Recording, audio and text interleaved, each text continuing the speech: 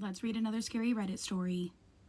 I know I'm not a very popular Redditor, so I doubt anyone will ever see this post, but there is a story I've been meaning to get out. When I was younger, maybe 7 or 8, I lived with my grandma in a gated neighborhood.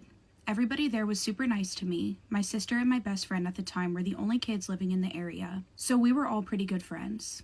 We pretty much did everything together and spent all of our free time hanging out. One summer, we decided to have a sleepover, something we had never done before, and my grandparents agreed, as did his. My sister decided not to come because she had a massive crush on my friend at the time. His name is Alex, by the way. Anyway, we kicked off the sleepover at about 4 p.m., and we played video games for a while. We eventually had dinner and watched YouTube until it was time for bed.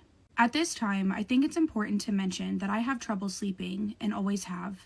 This is a result of my insomnia and sleep paralysis. As this was the case, I was awake periodically through the night, tossing and turning and getting up for water or the bathroom. Alex, on the other hand, was the exact opposite. He could sleep like a rock regardless of conditions. At one point, I wake up suddenly and feel very cold, despite my blankets. I look around and see that Alex is sitting up, staring at the wall. I ask him what's up, and he just shushes me and tells me that I'm going to wake them.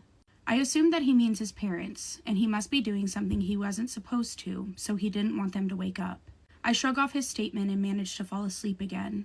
This happens 2 or 3 times in the night, where I wake up to him just sitting and telling me to be quiet so I don't wake them. I had absolutely no sense of time back then, so I assumed this had happened in a span of minutes. I was sweating a lot and I was shivering. Don't know about y'all, but I shiver when I'm scared. Something in my mind told me to keep my eyes closed and just to go back to sleep. But I was curious to see if Alex was still awake, so I opened my eyes.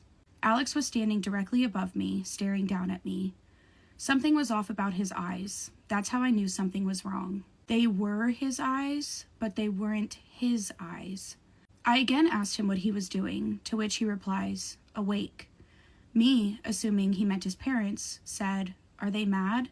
Then he says, yes, very, very mad. After he finished his sentence, I feel water hitting my face. I wipe it off and stand to look at him properly. I see that he is crying. I have never known what to do when someone is crying, so I just kind of looked at him. "They took me away," was all he said. After that, I went to the bathroom, and when I came in back, he was in bed. So I went to bed too, and I managed to sleep until the next morning. After we ate breakfast, we went to the public pool, where I confronted him about what happened the night before. He said he had no memory of ever doing or saying anything that he did, and he thinks I'm joking when I tell this story. I'm not. What is something that happened to you, but if you shared it, nobody would believe you? This guy says that he had a girlfriend who was very afraid of the sea, and that was because when she was younger, she almost drowned, but her father saved her. This happened to her when she was 5 years old, so ever since then, she's obviously been terrified of the sea. He loves to surf, so he ended up telling her that if she was really serious about dating him, she would have to get over that fear. So he explains that other people had tried taking her to the sea to get her over that fear, but she never went in, but she agreed to go into the sea with him. He first takes her to this class to learn how to surf. After this, they both did go into the sea, each of them with their surfboards, and he says that they were having so much fun. She seemed to be very calm and very happy with everything that was happening. While they were surfing, he says that they were surrounded by people, and a big wave came that caused both of them to fall off their boards. When they resurface, they both get on their boards. They realize that they are really far away from where they were. They were exactly 4 hours away from where that wave had hit them. And if you're wondering, how does he know they're 4 hours away? Because that's how long it took them to get back to where they were when they first fell off the board. The moment that the girl is on her board and sees how far away she is from where they were, she goes into shock. She is scared. Again, she remembers that she's deadly afraid of the sea. He explained how he had to get both of their boards together because she could have possibly let go of the board out of fear. She could have drowned, so he had to quickly think of something to just make sure that she stayed above the water. By this point, she was laying on top of both of the boards and puking out of just the fear of it all. And he said that he was swimming, trying to get them both closer to the shore, and he had been swimming for like 2 hours now. By this point, he was a little bit closer to people, so he was screaming out for help. These two ladies who were out there surfing were the only ones who heard him screaming for help, so they came. One of them got in the front and the other one in the back, and they swam 2 more hours just to get back to shore. So that at some point it felt like they weren't making any progress, like almost as if the sea didn't want to let his girlfriend get out. When they finally made it to shore, they went to that school to return the surfboards, and he explains how the people at the school were pissed off that they went that far because they were already wanting to close and they were just waiting for them. They basically told them what happened and they didn't believe them because they told them that there was no waves here, like there was no strong currents that could have taken you that far. He explains, like, if I'm being honest, if someone had told me the story, I wouldn't have believed them either, because how was it that a current took seconds to take us 4 hours away from where we were? He just said, we simply saw the wave, we fell off the boards, we popped back up, and we were 4 hours away. Like, he cannot make sense of this. Long story short, she never went into the sea again. Something pretended to be my husband, and I didn't realize it until it was too late. Story time. The person who submitted this would like to be anonymous. I'm gonna go ahead and tell the story in the first person, but it did not happen to me. A while back, there was construction being done in my home. We were getting our kitchen and downstairs bathroom completely remodeled. So all day we had workers coming in and out of the house. So the whole downstairs was a complete mess. At the end of the night, my husband and I were so exhausted that we decided that we were just gonna order food to have for dinner. I decided to grab my phone, order the food, and have my husband go pick it up. The food place was only about 5 minutes away from the house. So my husband left. It was just myself, my 3-year-old daughter, and our cat Boba downstairs, just waiting for him to get back. After about a half an hour, I realized that it was taking him too long. Like, the place was only 5 minutes away. The food should have been quick, but it was taking a while. When out of nowhere, I hear a knock on my front door, and I hear my husband say, "Hello? Hello? Hello?" Without thinking it, I went ahead and just opened the door, and when I opened the door, there was no one there. I instantly felt this like wave of dread, like almost enter my home. The moment I opened the door, I realized that he wasn't there. When I look back, I can see my 3-year-old daughter just kind of standing there staring at the door, and our cat Boba came up to the screen, sniffed it, and kind of walked away. I shut the door and was confused because the voice sounded just like my husband. It wasn't distorted. It didn't sound weird. It sounded exactly like him. About 5 minutes later, I hear another knock at the door. This time I happen to look at the peephole and I see my husband standing there. When I open the door, he tells me that the restaurant had actually messed up the order, which is why it had taken so long. The next morning, my husband wakes up and tells me that our cat Boba had passed away. He said that he found him just laying on the ground, completely like cold and stiff. Till this day, I believe that when I opened that door, whatever entered into my home took my cat's life. I went ahead and added a photo of Boba right here. This story actually made me extremely sad because I'm a huge animal lover, and when very dark entities enter the home, a lot of times they will go after like the weakest person in the home, which happened to be her cat. That's why it's very important to always like double check, because you just never know. And again, like, she was waiting for her husband. He was going to be home any minute, so she's not thinking anything. So this literally could happen to anyone. So sad. Let's read a true and scary story. I work the night shift at a gas station. One customer never left. I've been working the overnight shift at a small gas station just off the highway for about 8 months. It's not a busy place after midnight. Most of the customers are truck drivers, the occasional rideshare driver, or someone grabbing cigarettes before heading home. After 2 a.m., it usually goes dead quiet. The hum of the refrigerators gets louder, the fluorescent lights feel harsher, and every sound seems bigger than it should be. I got used to that silence. What I didn't get used to was the night he showed up. It was a Wednesday around 2:10 a.m. when a dark sedan pulled up into pump 3. I noticed it immediately because I hadn't seen a car in nearly 40 minutes. The vehicle stopped, but no one got out. The engine stayed running. I waited for the driver to step out and start pumping gas, but nothing happened. 5 minutes passed, then 10. The car just sat there with its headlights on, aimed directly at the store windows. Eventually, the lights switched off, but the engine was still running. That's when I started feeling uneasy. After almost 20 minutes, the driver finally stepped out. He was an average-looking guy, maybe mid-30s, wearing a dark hoodie and jeans. Nothing obviously strange about him, except he didn't reach for the pump. He didn't even look at it. He just stood beside his car, staring straight at the store. At me. I tried to act normal, pretending to organize the counter, but I could feel his eyes locked on the building. After about a minute, he walked inside. He didn't browse, didn't grab a drink, didn't check his phone. He walked straight up to the counter and stood there silently. I gave him a casual, "Hey, how's it going?" He didn't answer. He just looked at me, expression completely blank. After a few seconds, he asked, "What time do you get off?" The question hit me wrong. Customers sometimes make small talk, but this didn't feel like that. I told him 6 a.m., even though my shift ends at 5. He nodded slowly, like he was storing that information. Then he glanced around and asked, "You here by yourself?"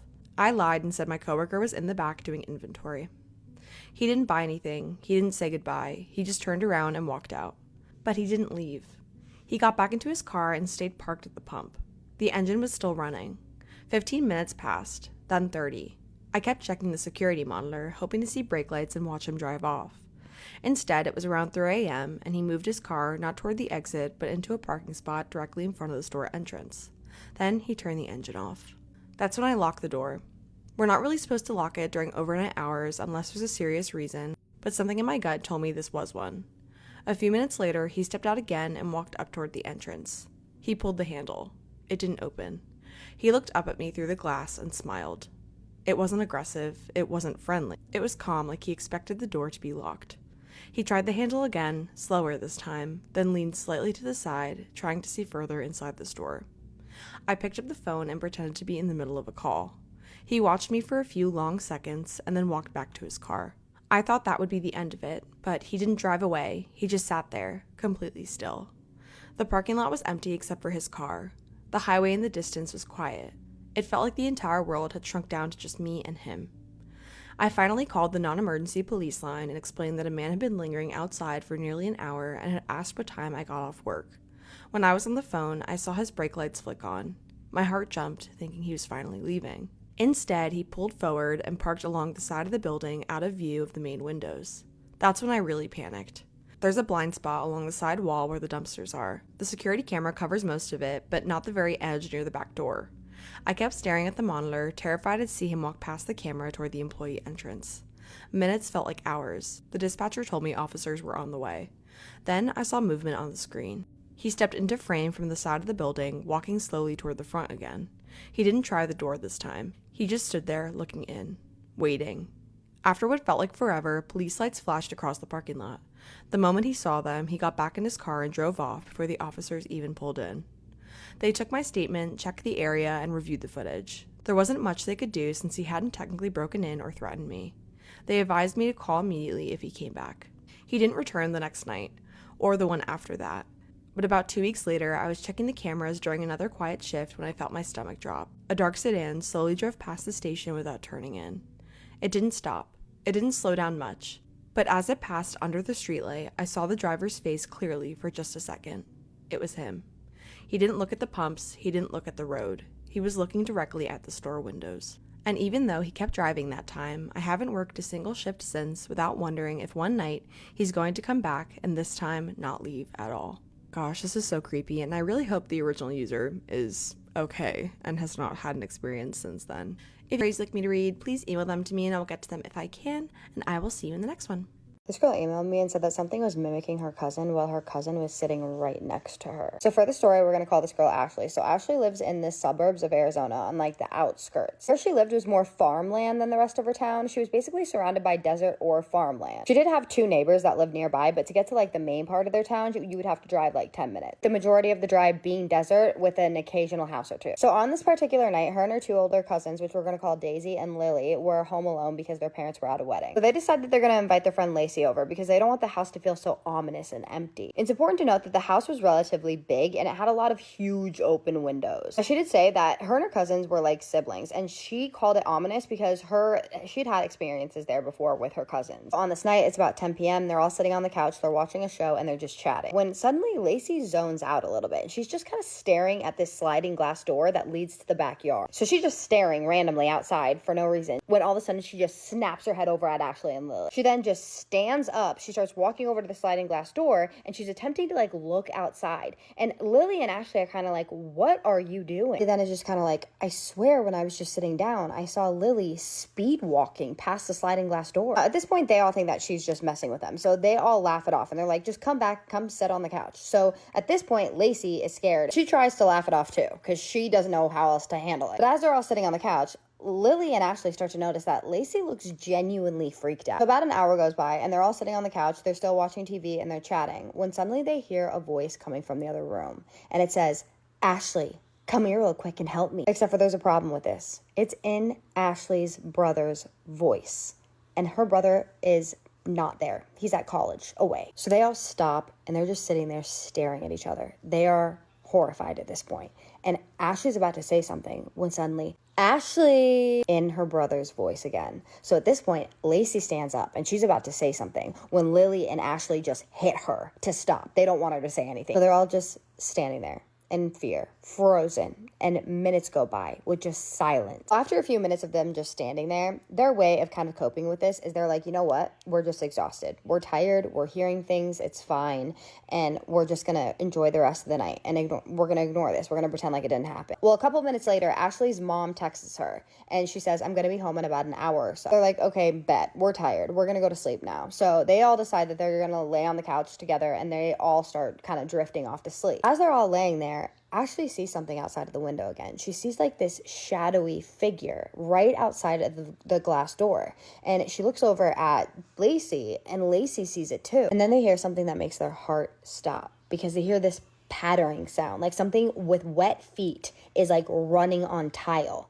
And they both look at each other and they both realize that it could not be coming from outside because those doors that lead to outside, that glass is soundproof. So now something is inside of the house running around with wet feet. So they wake up Lacey and they're like, "Lacey, something with wet feet is running around the house." And at this point, Lacey is like, "We need to get out of the house. There could be an intruder in the house." So they all go they quietly and slowly go grab their phones and their jackets and their shoes. And they decide that they're going to go to a fast food place until their mom gets home. And as they're walking to the front door, which you have to cross the hallway to get there, they see large, wet, bare footprints across the tile. So they book it out of there. Now, she said that after this incident, her whole house has just not felt the same at all whatsoever. And that now her stepdad and her mom are both having experiences themselves. Things such as like hearing sprinting down the hallway at night or something breathing down their neck. And now they're about to call a priest because they don't know what else to do. So what did you guys think of this story?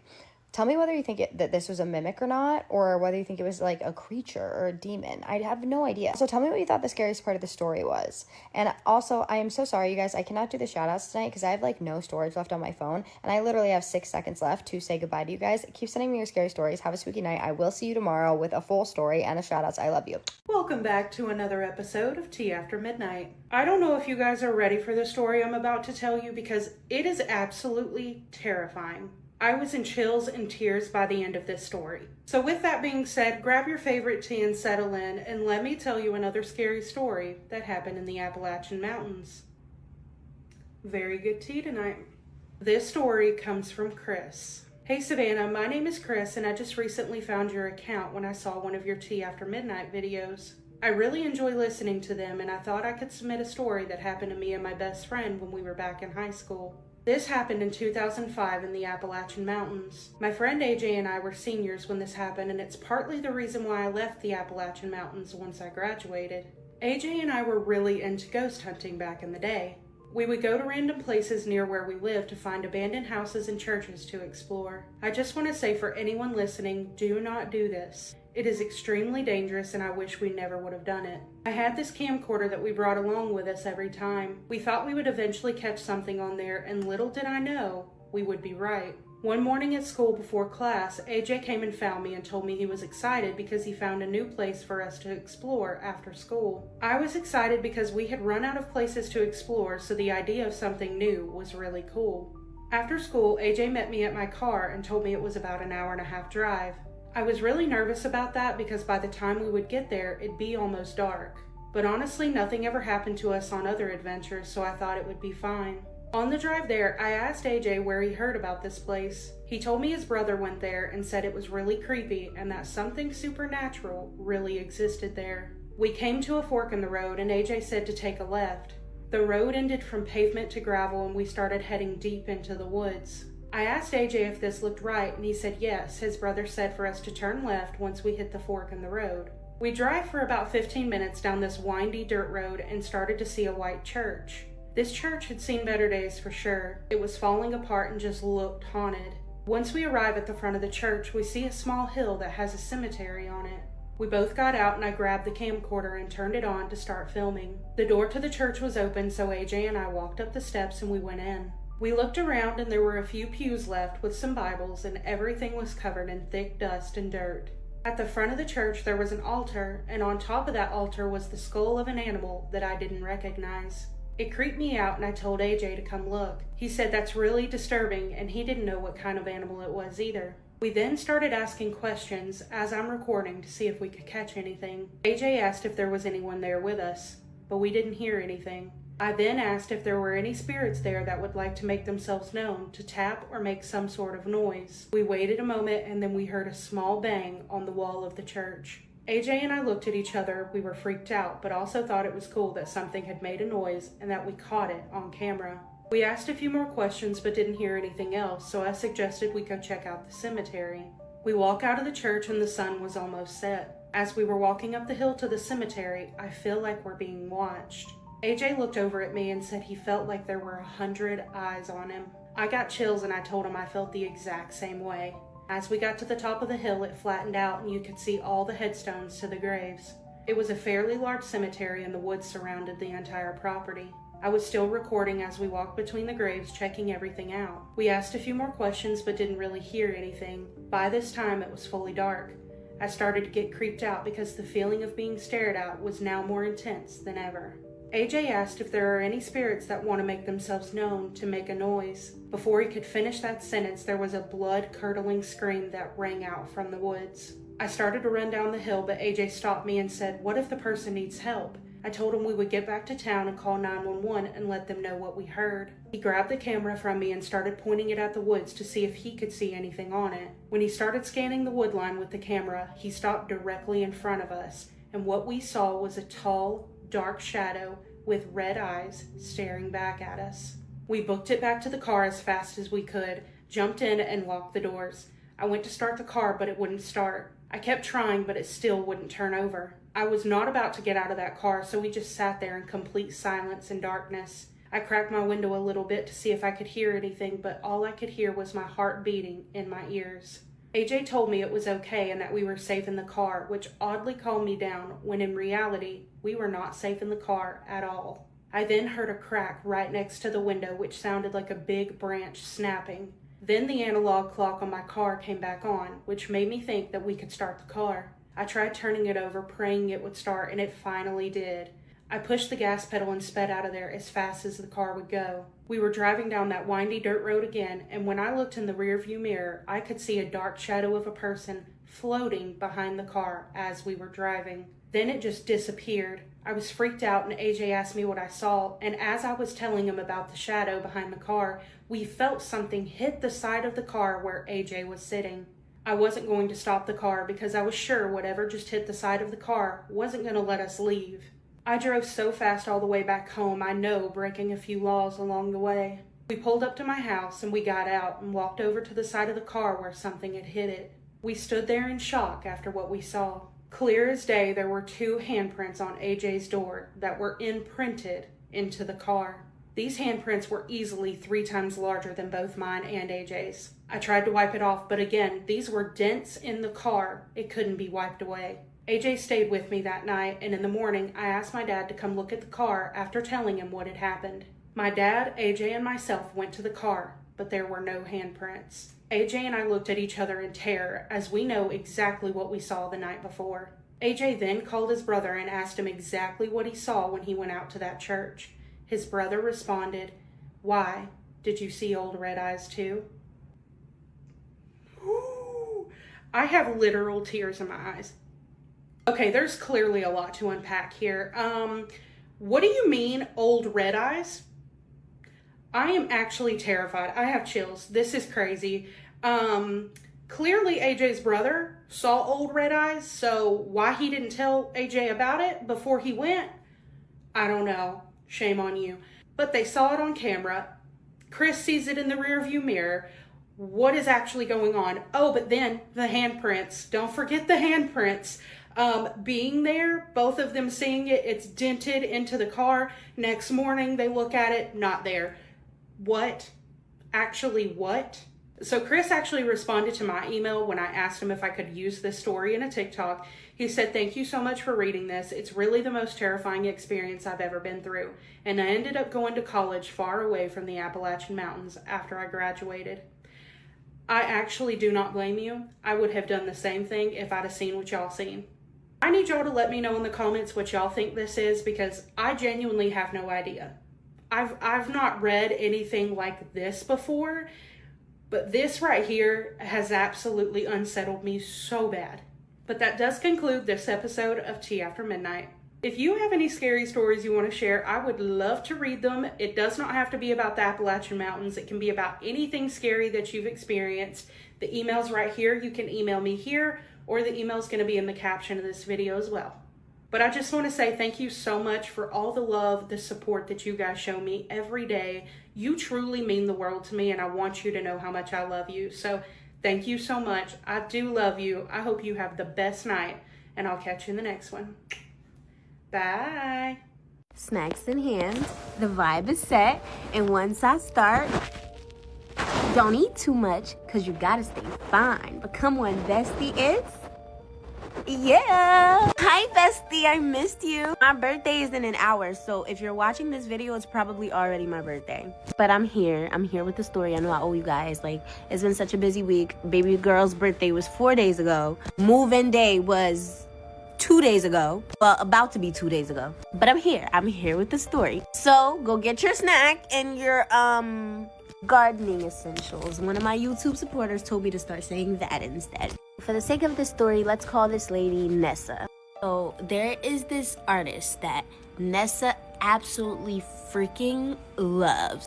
Not gonna name any names, but Nessa like literally loved their music. It's like everything about them. Anyway, so the artist had went on tour, right?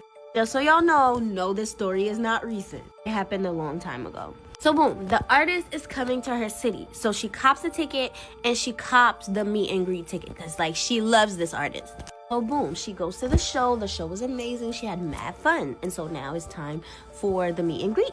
And so she goes to the, meet and greet part. So finally, when it's her turn, she sees the artist, says hi. Immediately, she's like losing it because she loves this artist. Nessa is a very attractive woman. I went on her profile. She thick, she bad. But immediately, the artist kind of like took an interest in her, right? Everybody's dream, right? So the artist, like after the meet and greet, they talked, they, took pictures. The artist is like, "Hey, I'm having an after party. You should come." So he calls his manager over, said, "Hey, take her information down. I want her to come to the after party." And so she's like, "Oh, hell yeah, what? This is a dream come true. I will be there."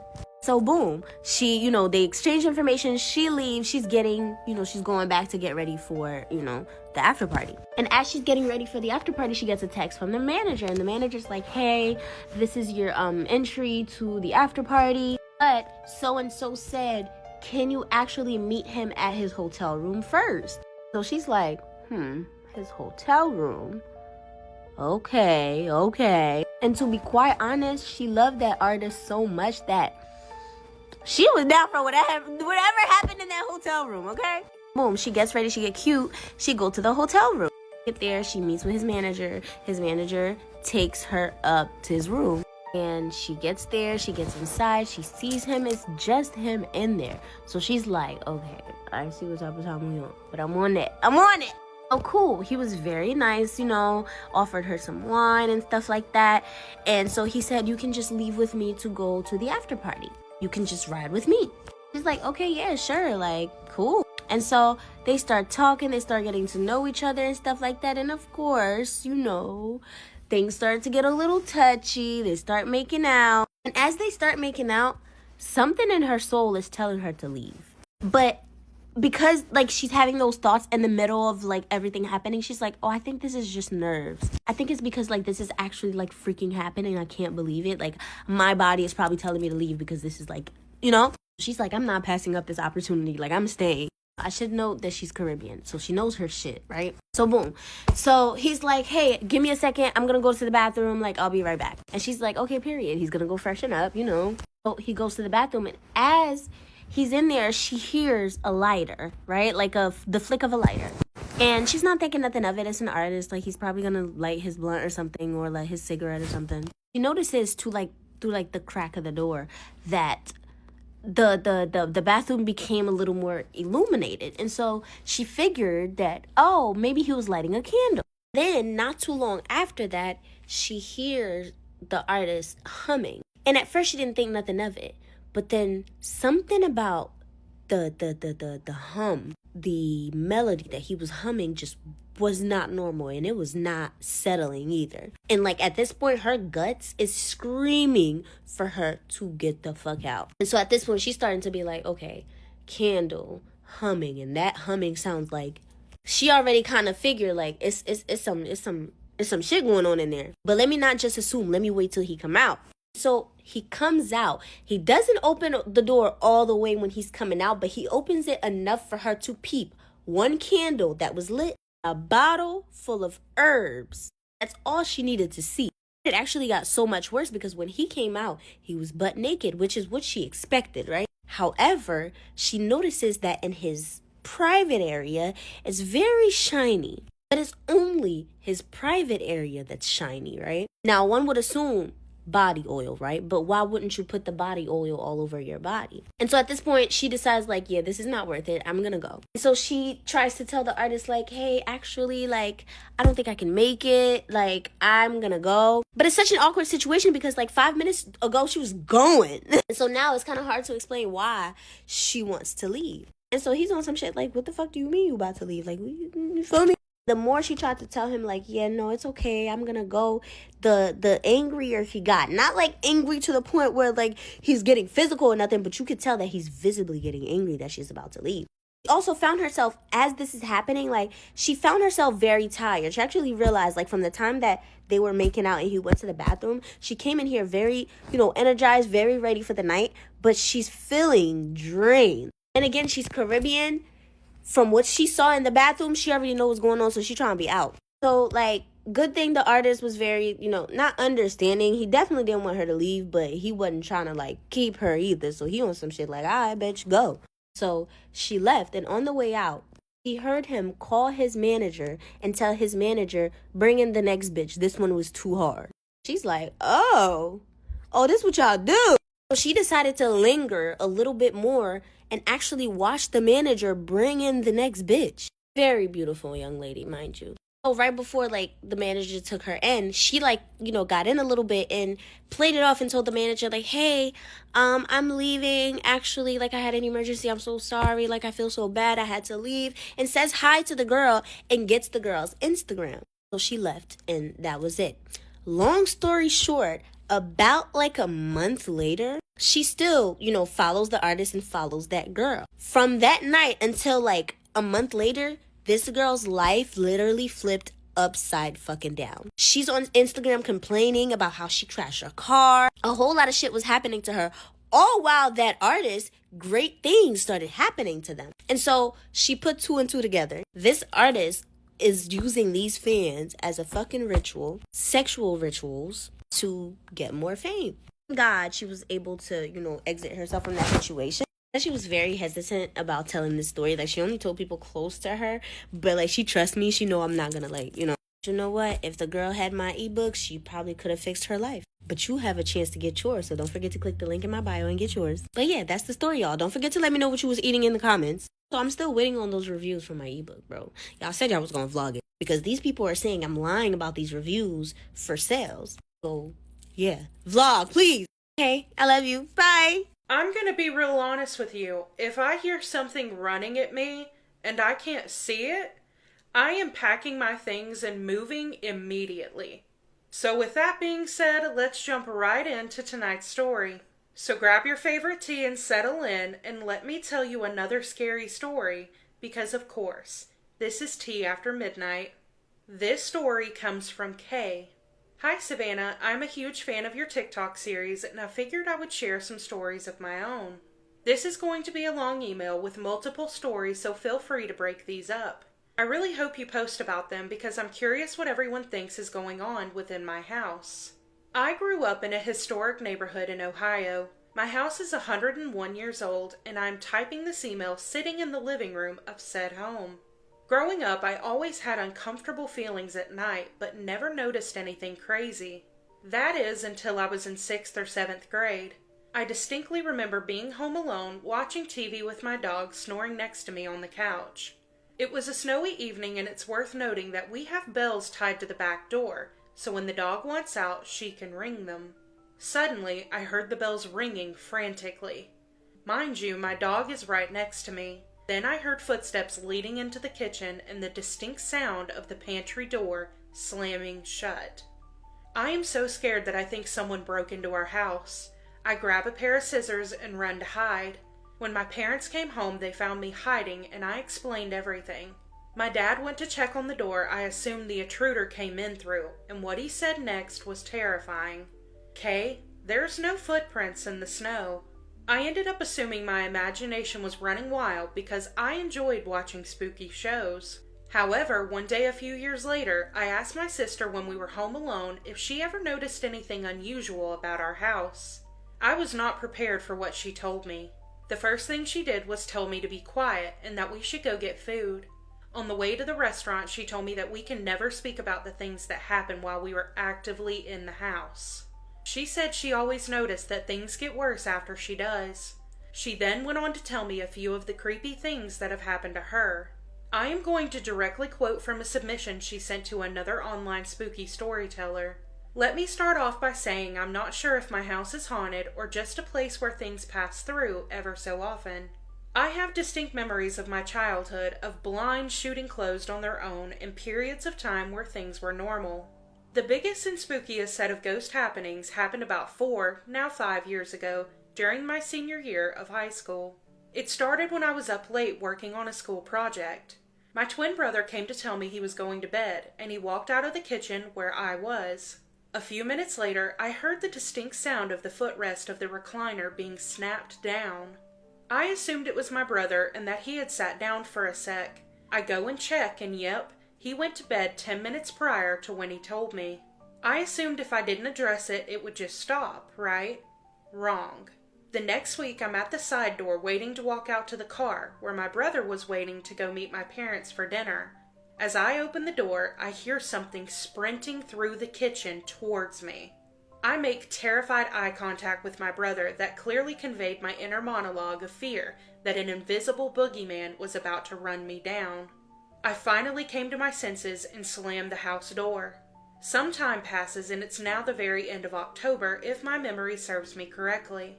Buckle up because this is where it gets real. I need to describe what the layout of our house is like for you to properly visualize what comes next. Our kitchen has a back staircase that links up to the main staircase. It's super steep and runs right up to the dishwasher so we don't use it. It's just storage space where we keep kitchen appliances and beverages. The base of those stairs is directly adjacent to the countertop that has the dishwasher, the oven, and the sink. So I'm at the sink washing some pans from dinner late at night. I'm the last one awake.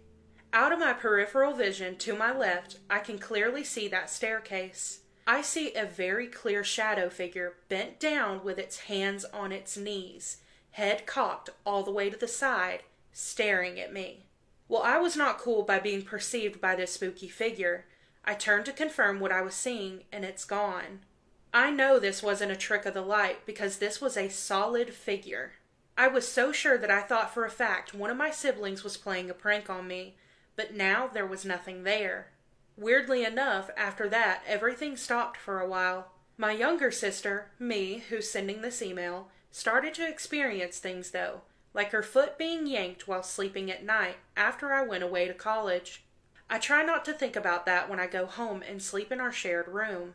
She mentioned my foot being grabbed at night in her story, so the next story I'm going to tell you was around my sophomore year of high school.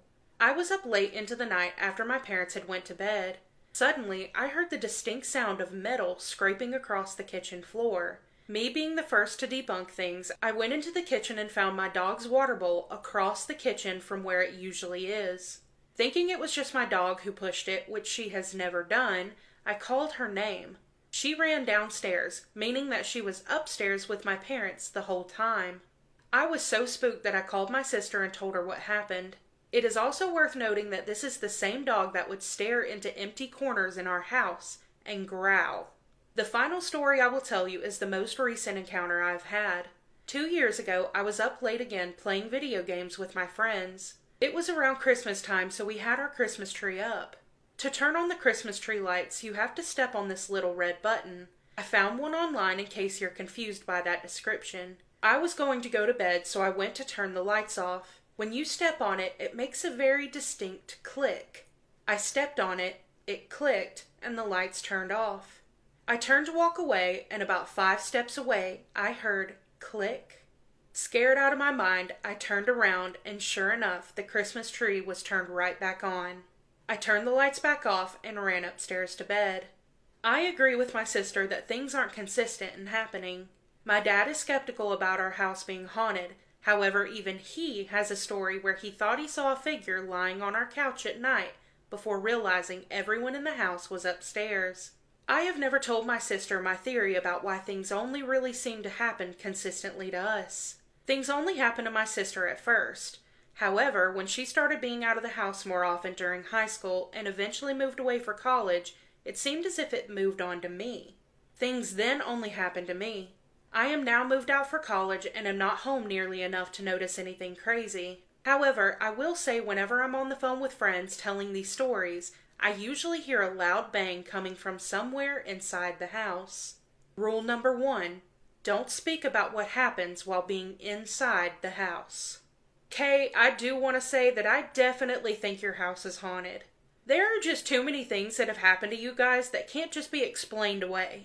I think the scariest part to me, like I said, was something running at your sister, and she couldn't see it. She could hear it physically running after her, but she couldn't see it. That freaks me out so bad.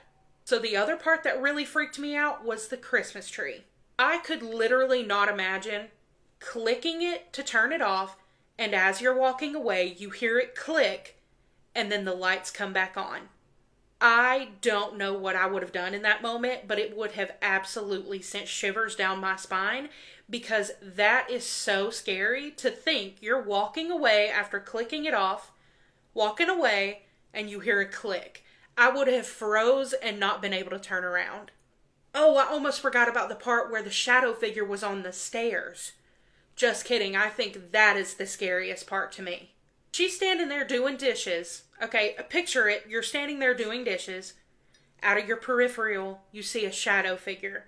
You're looking at a shadow figure that's bent down, its hands were on its knees, its neck was bent crooked, looking at her. Absolutely not. No. But Kay, thank you so much for sending in your story. I really do hate that you guys have been going through this, and luckily now that you're off to college and your sister's moved out too, hopefully it kind of settles down and you guys don't have to deal with that anymore.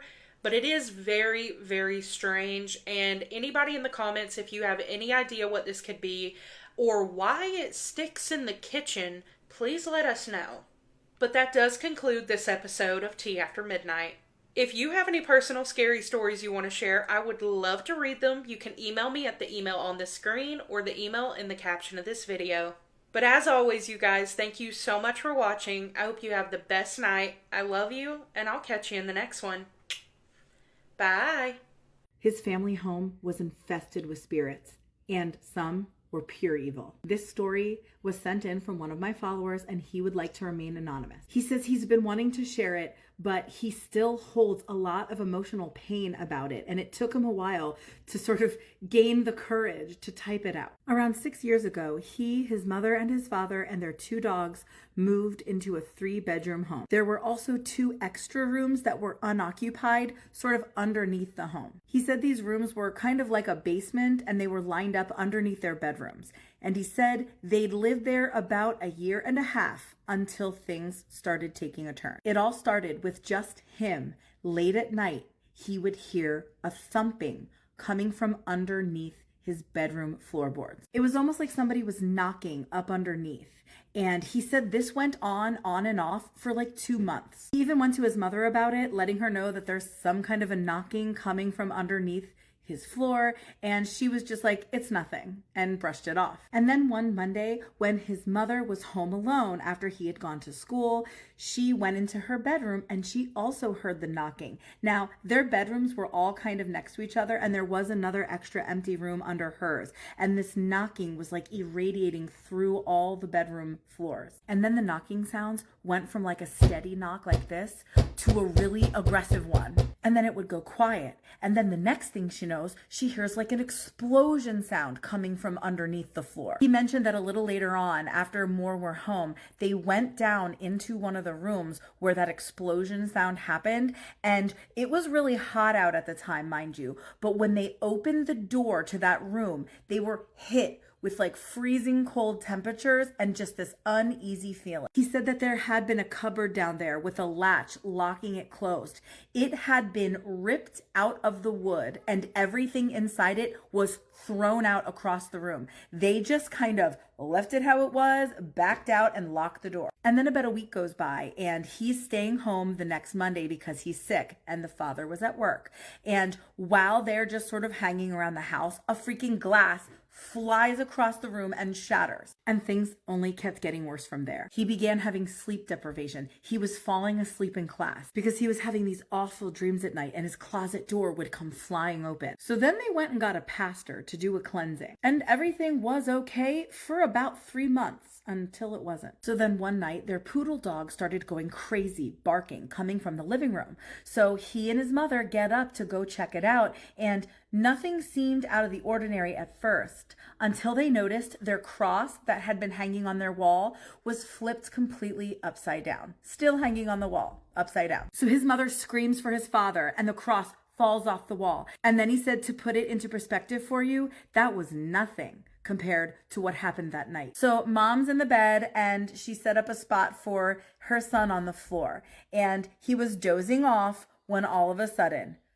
guys, his body was ripped awake as he was drug across the room and thrown into the desk. So the father jumps up out of bed and he's screaming and cursing whatever the heck is in this room. And a freaking Bible comes flying across the room and smashes him in the side of the face. So they get up to flee the home and they're all freaking out and gathering things up. And he said, as he is standing there waiting for them to exit the house, holding his pillow and blanket, all of a sudden a shooting pain goes down his back. His mom checks it out and there are scratch marks all down his back. So they left the house, and 4 hours later, they did have to return because the father needed to go inside to get some work clothes. So they kind of stayed in the car waiting. And he says that as he sat in the car, he looked up into the window and there was a dark, evil figure, a presence sort of standing up in the frame of the window. Even though they had left, after a while, they really had nowhere else to go, nothing permanent. So they had to return, and weird things just kept happening. Like the temperature in the home had dropped like a refrigerator, or there would be weird smells coming out of nowhere all throughout the house. There were so many weird spirits there, men and women, but there were some that he and his mother saw that were different. They were just pure evil. So then on another day, it was daytime and the mother had gone to the store and he was home alone. And he said he saw this black mass come flying through into the house near him. And he saw it coming and he ran out of the house as fast as he could. It ended up in the yard and he could see through into the house. This thing was just pure darkness. They eventually looked up this house and the previous owners, and they heard some stories. They found out that the family that lived there a few years before them had their furniture literally thrown out of the house. They even went around taking photos, and they said they saw 8 entities hanging out in the front side of the home alone, along with something unidentifiable sitting up on the freaking roof. Okay, and then this gets really sad. A few months later, The mother, who was only 39 years old, got sick in that house and she died. Nobody is certain on the root cause of her death. Everything kept continuing to get worse and worse, including doors slamming in his face. And then he said their animals started dying. The father had met somebody after the mother had passed, and she was shoved from the outside staircase leading to the front door and got pretty injured. And that was the moment that it was like, enough is enough. We don't need any more fatalities. And they got the heck out of there. He says to this day, he knows that that house was infested with spirits and absolute demonic activity. He said that his family had lasted the longest in that house, and other people that would move in after only lasted like a few months or maybe a year at most. That since they left, he has never returned to the home. What a freaking wild experience that must have been. How horrendous, horrific, and tragic. I am sure he will be up reading these comments. You can let him know what your thoughts are. I can't even imagine. If you have a creepy story of your own, I would love to hear it. And if you're new here, you gotta follow for more creepy story time. I got an email from somebody who said that they had a mimic in their house that was mimicking their dead grandmother. This is one of the scariest mimic stories I've ever heard. We're gonna call this person Bailey. So Bailey lives in Romania, and she lives at the edge of a pretty big city. She's lived there all her life. Now, a little while ago, her grandmother was sick. Her grandmother was passing away, unfortunately. So her grandmother had to go to the hospital. She's in the hospital, and the doctors are finally like, listen, go home, rest until the rest of your time here. So she was basically going home to pass away in a peaceful manner. So Bailey lived 8 hours away from the hospital, but her grandmother wanted to spend the rest of her time with her family, with Bailey's family. And so Bailey's dad went to go get her and drove her back the 8 hours back to their house. So they get back to the house, and when she gets to the house, she specifically asked to sleep in Bailey's room. Now, it's important to note that Bailey's room is the only room with a cross and a Bible in it. Bailey is obviously okay with this, right? Her grandmother is sick. She wants her to be comfortable. So Bailey goes to sleep on the couch downstairs. So she goes downstairs. She falls asleep on the couch, and she falls asleep fairly quickly, and she's sleeping like a baby when suddenly she just wakes up out of nowhere, and she has this very weird feeling like something is watching her. Now, just so you can kind of get a picture of this, they have windows on 3 walls that are connected. The couch that she was sleeping on was next to the 4th wall that did not have a window. So wherever she looks, she was looking out the window. On the right wall is a side table with a clock and a TV. And when she looks directly in front of her, there are 2 walls with windows. Now, she's sleeping on her right side. So the first thing that she sees when she opens her eyes is she sees the clock, and she sees that it's 2 a.m. But then she sees something kind of at the corner of her eye, and she kind of veers her eyes over to the left, and she sees something that does not belong in the room. What she sees horrifies her. It is this extremely tall figure, completely black figure. It is so tall that it has to kneel down to look at her, which is what it is doing. It is kneeling down like this, looking at her. If it wasn't kneeling down, it would have gone through the ceiling. That's how tall it was. As it's kneeling down, it's just looking at her like this, and it's just waving at her like this. So then it starts doing this. It starts pointing to one area of the wall. And then you know how someone lifts their hands up like this with both of their hands, and they go like, I don't know. So it would point to one area of the wall, and then it would lift its hands up like that and go, I don't know. And then it would turn its head, and then it would look over and point to another area of the wall, and then it would go. So it was messing with her. Kind of like, what's there? I don't know. What's there? I don't know. She said at this point, she is in shock, but this terrified her. So immediately, as soon as she could move from the shock that she was in, she just lifted up the blanket and put it over her head. She's under the blanket for a little bit when she finally like peeks over the blanket, and this thing is just gone. The next day, she wakes up and she's terrified, and she tells her grandmother about her experience. And her grandmother tells her that this was an angel. Her grandmother, later on that day, passes away. This was not an angel. So fast forward to a few years later, and the pandemic hits. And in Romania, she said that they have this tradition where after, like a few years after someone passes away, they go to their grave. It sounds like they kind of celebrate the person, and they offer everyone like a burial cake. When she goes to this thing, the whole thing is kind of reminding her of what happened that night. And that night absolutely terrified her, and she wanted to forget about it. She didn't want to think about it. So they go through this celebration, or this ceremony that they do, and she goes home. So she gets home, and she goes upstairs, and she goes to her room, and her family leaves. They go somewhere. So she's home alone in her house now. She's just hanging out in her room when suddenly she hears something that literally made her want to vomit. From downstairs, she hears, "Come eat, I made soup," in her grandmother's voice. She is sitting in her room like, there's no way I just heard that. So she has balls, because she gets up and she goes and opens her door, and she kind of walks out into the hallway a little bit, and then she hears her again say the same thing about the damn soup. She said she's like yelling. She's not asking. She's like demanding that she come eat this soup. So at this point, she is like, F this. So she goes back in her room and she shuts the door and she waits for her family to get home. And she tries to forget about this because she did not know what to do about this. I mean, she was already traumatized about what had happened the prior years and now this. So she thinks she's going insane at this point. She said in the email that she really thought she was losing her mind. A couple weeks pass and she's trying to forget about this incident again. And she is in her room just hanging out when suddenly she hears bang, bang, bang on her door. Then she hears, Bailey, Bailey, open the door, in her grandmother's voice. And bang, bang, bang, and then the same thing again. Her, whatever this thing is, demanding she opens the door. So she doesn't know what to do at this point because she genuinely believes that she's hallucinating and that she's not really hearing these things. And so the banging eventually does stop and she's just sitting in her room in complete shock. But she didn't really say what happened exactly after this. She kind of jumped forward to that summer when she was talking to a friend. Now, she hadn't really told anybody about this because, again, she did think that she was going crazy. So she tells her friend about it and she's like, I think I'm losing my mind. This is what's happening to me. I am terrified. I don't understand what's going on. And her friend is like, you're not losing your mind. Her friend then proceeds to tell her that a couple years prior on New Year's Eve, when her friend was over at her house, her friend was sleeping on her couch, and that her friend woke up and saw a tall, dark figure that was so tall it was crouching, and that it was doing that same thing that it was doing with her. But Bailey says that from time to time she still hears footsteps in her house and she hears her grandmother whistling. She said that she would like to think, and that she hopes that this is true, that this thing can't get in or do anything to her unless she lets it in or lets it do anything to her, and that it specifically cannot get into her room because her room is the only one with a Bible and a cross. So what did you guys think about that story?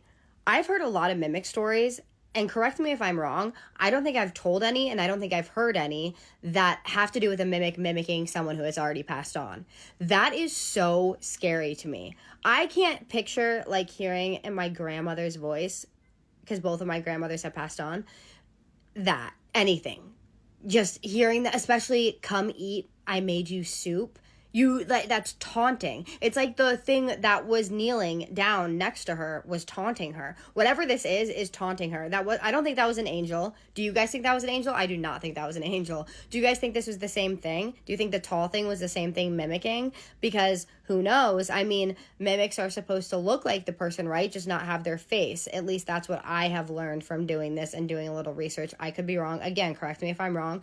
But the fact that it was mimicking someone who had already passed on, a loved one that had already passed on, is so creepy to me. And I need to be careful about saying that like these stories don't scare me and that I'm desensitized to them, because the last time that I said that on a video, I had the worst sleep paralysis experience that I've had in a long time. And it was, you know, after you have an experience like a bad dream or a sleep paralysis and you wake up and like you can still feel it in the air, like it just feels bad and weird and you feel like you're still in it but you're awake. Has anyone else felt that? That's how it felt, and I hate that feeling. I'm running out of time, so any thoughts, opinions, suggestions that you have, please drop them below. I'm sure I'll think of something that I wanted to say after I end the video. I always do that, but please be respectful as always. And with that being said, I'm not going to do my favorite part, which is the shout outs. Kane Graphics, you left such a nice comment. You said that you like the sound effects that I make, and that I was one of your favorite spooky storytellers, and that is one of my favorite things to hear. Thank you so much for saying that. That was so nice. Thank you for commenting and pushing my video out, and thank you for being a part of my community.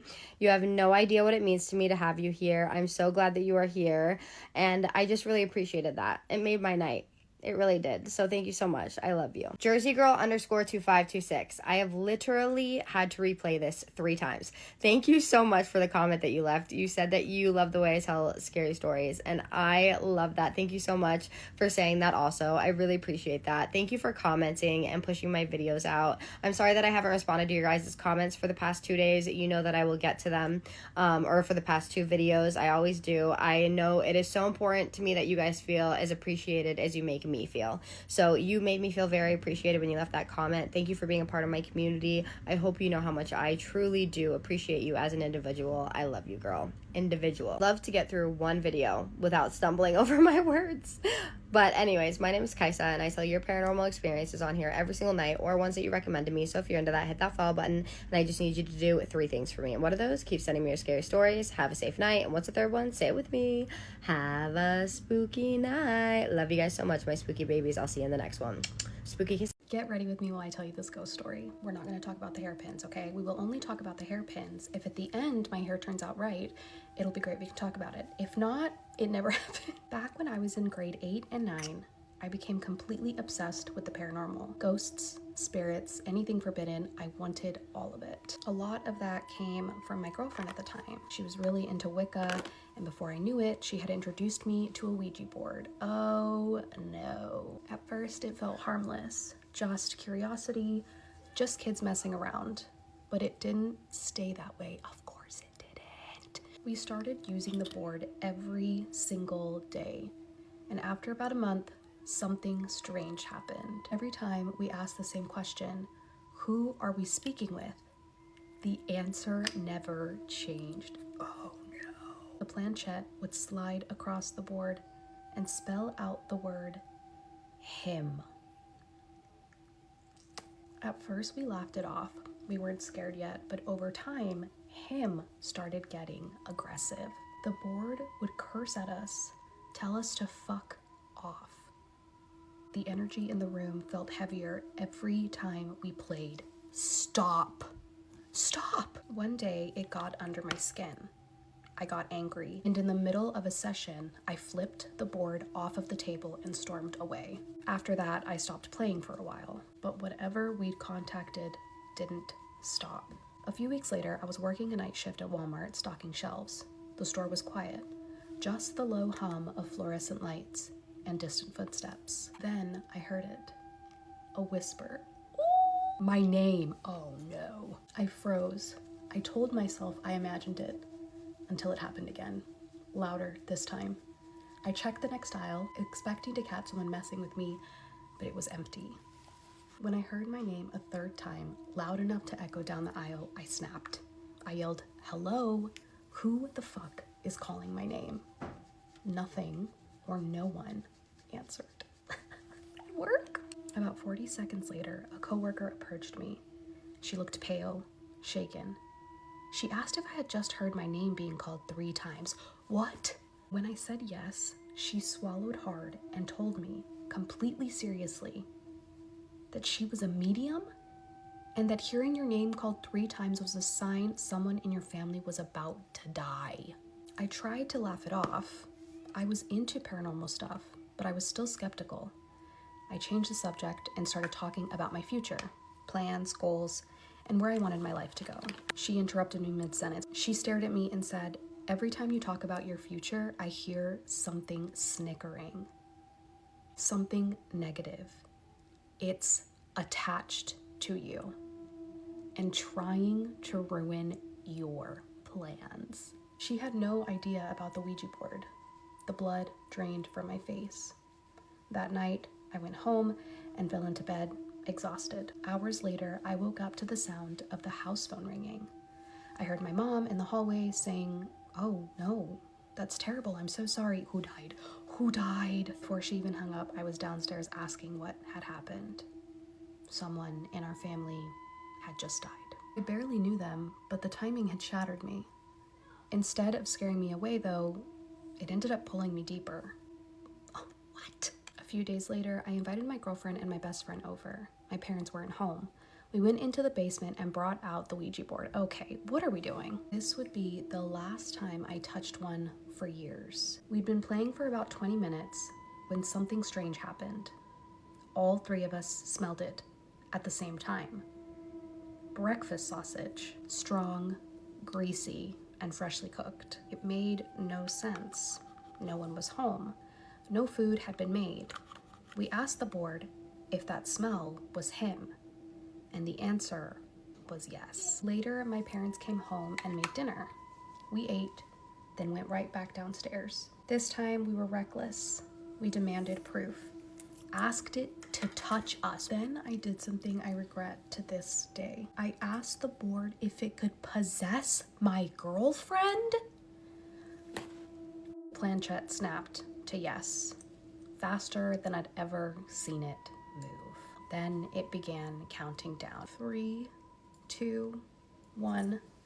The light bulb above us started buzzing, flickering, and then it went out.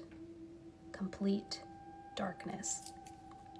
I screamed and bolted upstairs. As I reached the living room, I saw the sky flash pure white through the window. The transformer across the street had blown. What? My friend was still downstairs, swearing, after slamming into a wall trying to escape. Where is your girlfriend? In the chaos, I forgot about my girlfriend. Are you? 20 seconds later, she walked up the stairs calmly. Blank expression, no fear at all. As she passed me, she muttered something quiet and in a voice several octaves deeper than her own. I asked her what she said. She looked at me confused and said, "What?"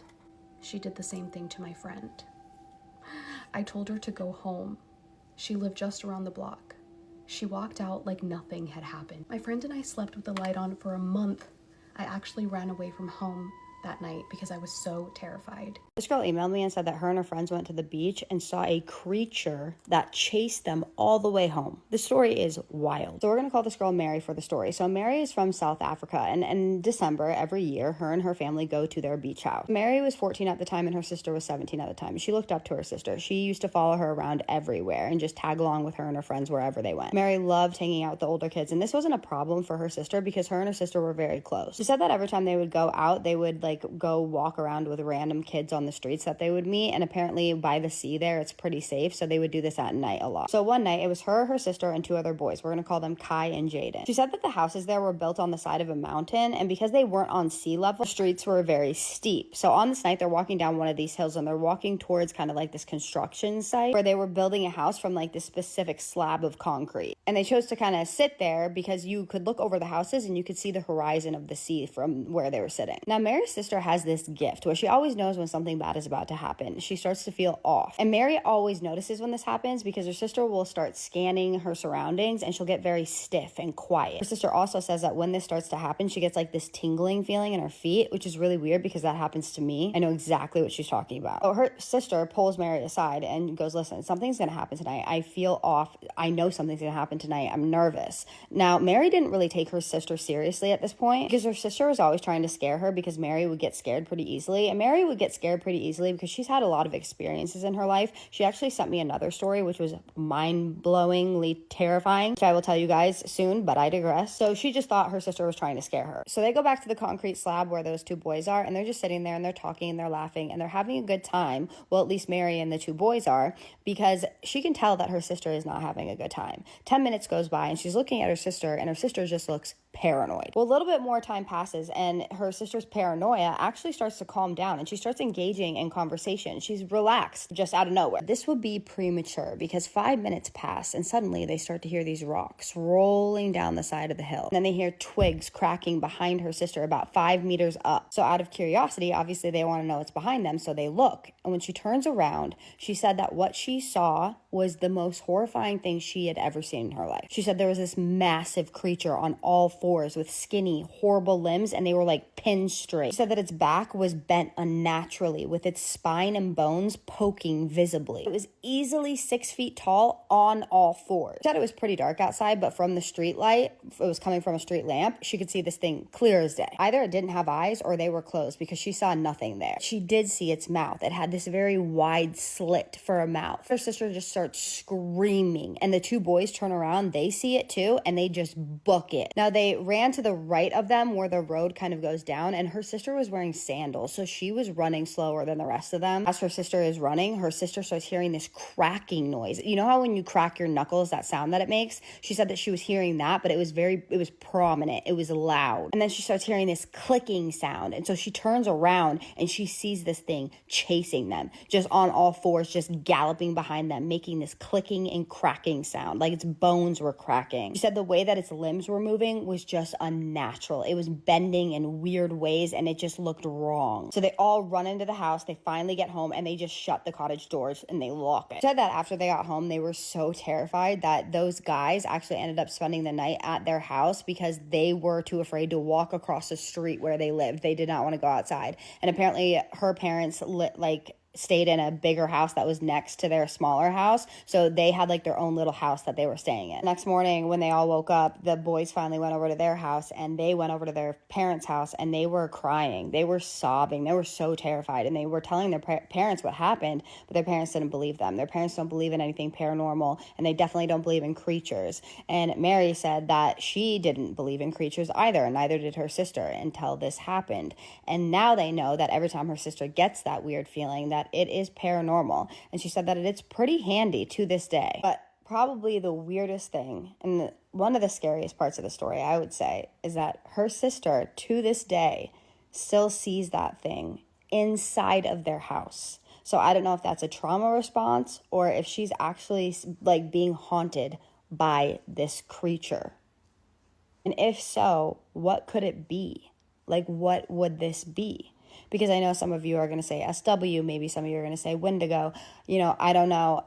I don't want anyone to feel disrespected. I have spoken to quite a few people who are Native American who, because I've asked, like, is it disrespectful to tell stories about SWs?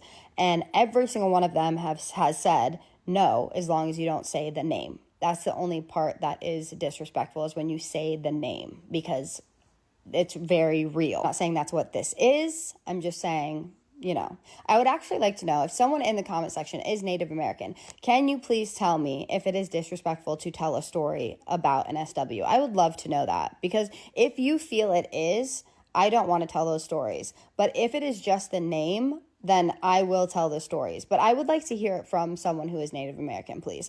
Like I said, I've spoken to Native American people before, and that's what they said. But like, if you could tell me in the comments, I would love that. So I did some research, and I couldn't find anything in the South African culture that matches the description of the creature that she described. So there's that. But drop what you guys think it is in the comments. What do you think this was? What could it have been? Drop your opinions, your thoughts, your suggestions, and then, as always, please be respectful. And with that being said, I'm now going to do my favorite part, which is the shout out. Stephania._2. Thank you so much. Your comment was so nice. It made my day. I love that you fall asleep to my stories, first of all. I fall asleep to scary stories too, which I've been told is bad because the last 30 minutes before you go to bed is supposed to be very positive, because that is going to like shape how you feel the next morning. But I feel fine. I love scary stories. So, but there's that. But thank you so much. I appreciate that. I love that I can be that for somebody else. I love that you like my content that much. It gets me so excited that someone likes my content enough to listen to it every single night. I just love it. So thank you for giving me that gift. Thank you for being a part of my community. Thank you for being kind and commenting and pushing my videos out. I'm so lucky to have you here, and I love you, girl. Bella Boo 5337. Thank you so much for what you said. You said that I was the best spooky storyteller, and that is so nice, because there are so many good spooky storytellers on here that I love so much, and that's such a nice thing to say. Thank you so much. I work so hard in these stories. You have no idea what that means to me. You made my day also, and I hope you know how much I appreciate you. Thank you for being a part of my community and being kind and leaving comments and pushing my videos out. I am so glad that you are here, and I love you, girl. And with that being said, my name is Kaisa, and I tell your paranormal experiences on here like probably 5 nights a week. So if you're into that, hit that follow button, and I just need you to do 3 things for me. What are those? Keep sending me your scary stories. Have a safe night. What's the third one? Say it with me.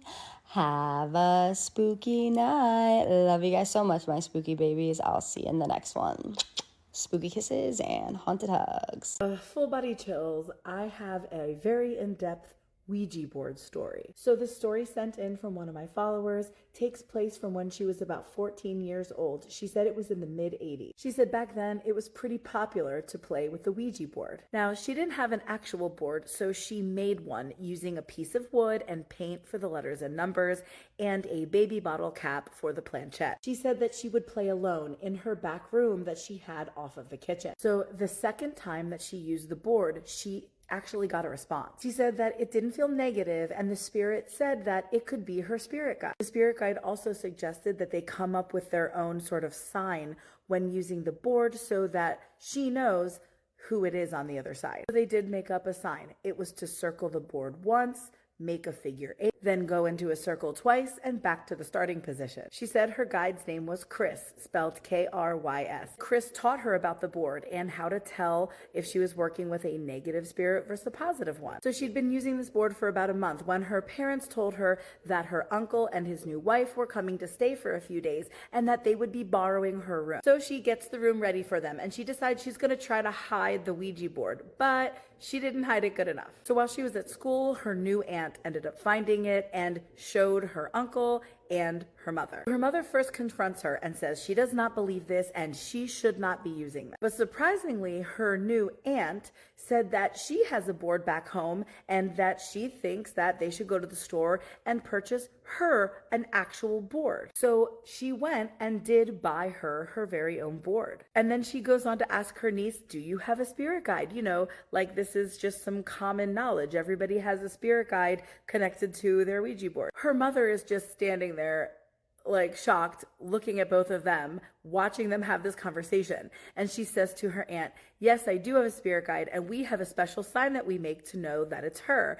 And then the aunt goes on to say, oh, awesome. I have 2 spirit guides and we each have a special sign of our own. What are the odds? So her aunt instructs her to use the new board and get her guide acquainted with it. So she gets on and they do their sign together. And then the aunt wanted to bring in her guides and asked permission if the guide of her niece would step aside so that she could bring hers in, and they did. It's the aunt, the uncle, the mom, and the daughter all sitting around the board watching the aunt and the daughter control this thing. She said her aunt called upon the main guide and immediately the board felt different. It was stronger. The aunt made it clear that she had been using the Ouija board since she was a teenager and now she's in her mid-30s, so they are very established. The connections are strong, very sort of advanced. Anyway, as they're going back and forth with their questions, the mother is in disbelief, like, yeah, I don't believe you. So then the aunt challenged her and said, well, ask it some questions that only you would know the answers to. Something nobody else knew. So the mother asked a bunch of questions from growing up, but then when they got towards the end, she asked something that the answer would make her a true believer. Some of the information about what she asked is pretty inappropriate, and I'm just kind of gonna go over it pretty vaguely. She asked some things that had happened between her and her father, her and her uncles, and you can probably guess what it was, but it was various forms of abuse. Specifically including SA. And then the mother's brother, who is the uncle, looked at her and she was just crying now. Later they would speak and come to find out that he also endured similar abuse. And I'll reiterate again, the mother had never told anybody in that room about anything like that. So this was a shock for everybody. So the aunt thanked the guides and then shut the board down. She said her mother definitely became a believer after that. So the next day, the aunt asked her if she wanted to get the board out again and meet her second guide, and she obliged. So they get into it, and she describes a whole different kind of deep, dark heaviness. She said it felt evil and gross. Looked at the upside down star symbol that the aunt did, and she quickly realized this was her demonic guide. She said it felt so strong, much stronger than any of the other guides she's ever experienced, and it just was way too much. She said she asked them things, they did their ritual, and then she closed it down. And honestly, I don't know, that's kind of irresponsible in my opinion of the aunt, but try not to throw too much shade here, but that's crazy. So she asks her aunt, when I go use my board after this, is the demon going to come back through? And her aunt says that she'll clean the board for her. And she says, please clean it really good because who wants to deal with that? So she cleans the board with her, and that was that. And after they left, the mom now wants to bring the sister in on it and try to do the board again. And the sister is a skeptic, so she also suggests asking the board some things that nobody else would know. And she does. And once again, now somebody new is a believer. So for a while, they would all play it on and off. And she said that her guide, Chris, would tell her mom, who absolutely loved bingo, every time that she was going to win and every time that she wasn't going to win. And when she would win, she told her the amount of money it would be that she'd win, and it was always correct. And this almost became just like on the regular now. But then all good things come to an end, and she said that eventually the board started to trick them. She said it would start to be really mean to them and lie.